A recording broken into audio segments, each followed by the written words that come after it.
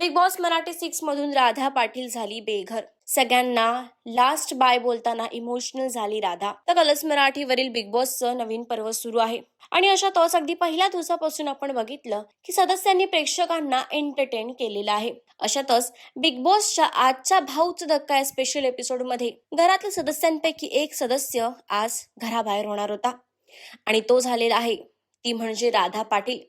राधा पाटील या सीझन मधली पहिली कंटेस्टंट असणार आहे जी घराबाहेर झाली. रितेश देशमुखने नॉमिनेटेड सदस्यांना टास्क दिला होता. 3-3चे गट करून ते सदस्य एविक्शन रूम मध्ये गेले आणि त्यामध्ये बॉटम 3ला असणारे सदस्य होते रुचिता, राधा आणि करण.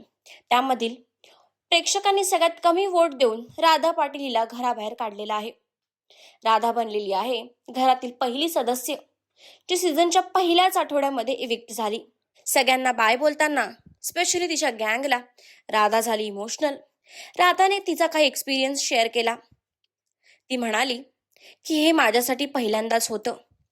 मी लावणी करते, लावणी काही चुकीची गोष्ट नाही, ते माझं काम आहे, ते माझं प्रोफेशन आहे, म्हणून कोणीही मला चुकीचं बघू नका, असं राधा जाताना बोलून गेली. अशा सगळ्या लेटेस्ट अपडेटसाठी टेली रिपोर्टरला सबस्क्राईब करायला विसरू नका.